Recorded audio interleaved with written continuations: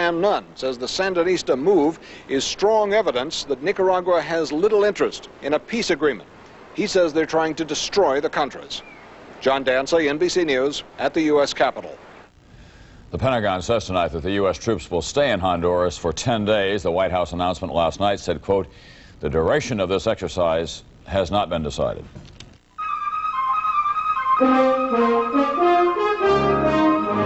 On orders from President Reagan, called a show of support for an ally in trouble. A powerful display of U.S. military muscle in the face of a reported Nicaraguan invasion. This is the CBS Evening News. Dan Rather reporting. Good evening. The airlift of more than 3,000 additional U.S. soldiers into Honduras is underway. President Reagan's spokesman says they will not see combat. Sending them has raised protests and questions including those in Congress about whether Mr. Reagan is playing partisan election year politics by crying wolf, whether he is trying to stampede Congress into spending more money for the Contras, and whether he is perhaps trying to distract attention away from the criminal indictments against some of his former top aides, including perhaps trying to pave the way for presidential pardons. Mr. Reagan's aides heatedly deny all of this and damn the questions as unfair and uncalled for on the basis of the facts. Our coverage begins with Bill Plant. President Reagan offered no explanation today of his decision to send U.S. troops to Honduras, but he did pause briefly during a round of St. Patrick's Day celebrations to deny that the U.S. pressured Honduras to accept its soldiers. They asked for it. Skeptical members of Congress pressed the Secretary of State, who didn't quite say whether Honduras specifically requested troops. We were requested to help. But not, the administration insists, to take on the Sandinistas. I think it's important that people know that the United States will fight.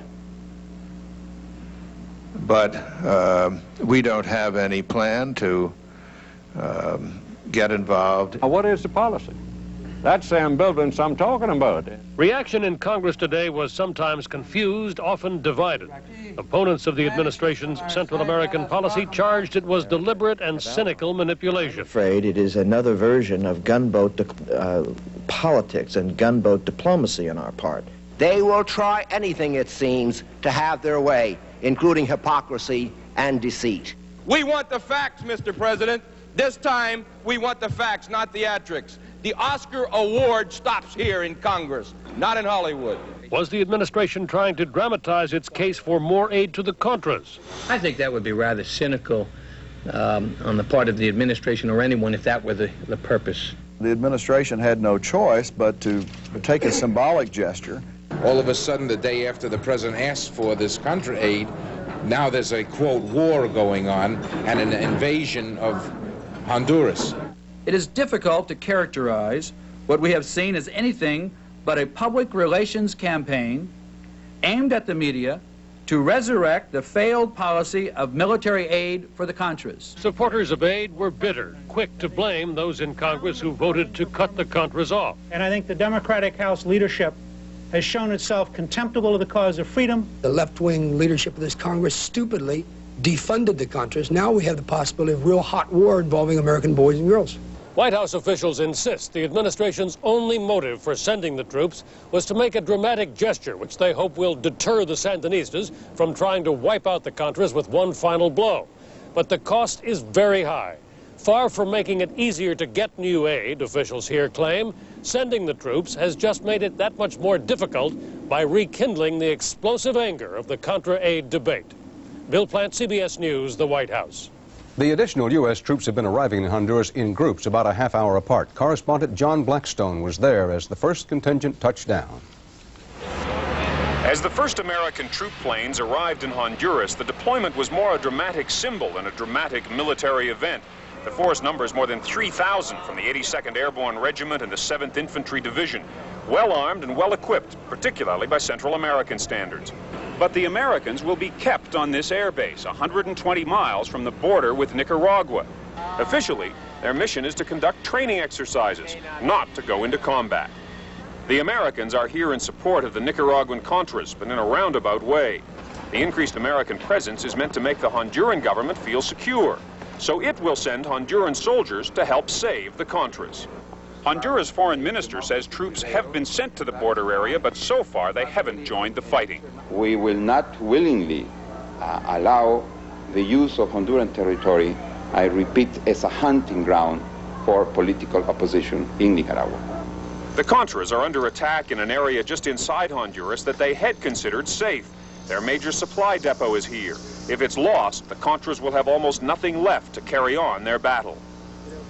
The exercises for the American troops will last at least 3 days and may be extended depending on the border situation. No limit has been set on how long the force will remain here. In Honduras, there seems no great support for the Contras, but neither is there support for Nicaragua's Sandinista government. No, I don't like Contras in Honduras. Communists must be expelled from Central America, definitely. In spite of the military buildup, there is no sense of crisis here. In both official opinion and public opinion, the fighting on the border is seen as a major problem only for the Contras and for America. John Blackstone, CBS News, Tegucigalpa, Honduras. One of the most important and serious decisions any president can make is to send young American men and women into a world trouble spot. In this case, President Reagan's spokesmen are emphasizing that the new U.S. troops will be far from the war zone. Our Pentagon correspondent David Martin reports now on the stated purpose of their mission and the concerns of their relatives.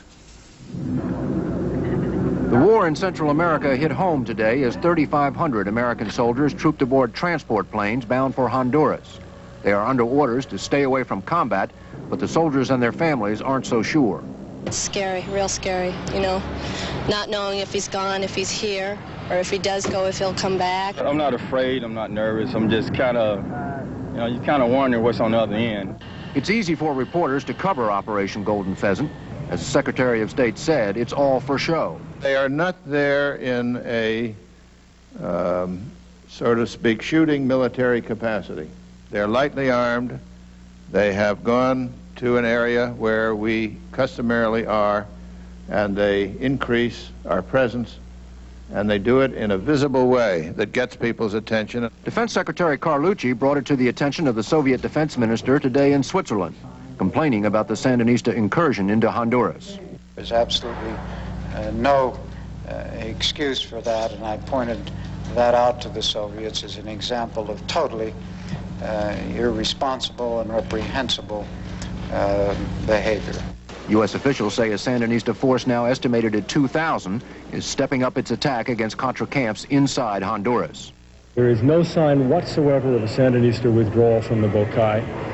In fact, the evidence indicates that they're moving ahead as strongly as they possibly can. But the Honduran military has been sitting on its hands. Has there been any movement of Honduran troops into that area? They haven't taken any direct action. Late this afternoon, the Hondurans flew their first airstrike against Sandinista positions inside Nicaragua, something the U.S. has been urging for the past 3 days. But neither the U.S. nor Honduras knows what they will do next if the Sandinistas don't withdraw. David Martin, CBS News, the Pentagon. In that attack mentioned by correspondent Martin, Honduran warplanes fired on the Sandinista Army Command Base in northern Nicaragua, it is said. A Reagan administration source in Washington says no U.S. forces were involved. This source says a Soviet-built helicopter on the ground was destroyed, but a spokesman for Nicaraguan President Ortega says his troops repelled the attack and says there were no injuries or damage. Now, there has been another attack, according to the Hondurans. Honduras says its Air Force bombarded Nicaraguan troops which were in Honduran territory, in addition to that other attack inside Nicaragua. No other details available. Ortega, meanwhile, was stepping up his verbal attacks against United States policy. Richard Schlesinger reports on that.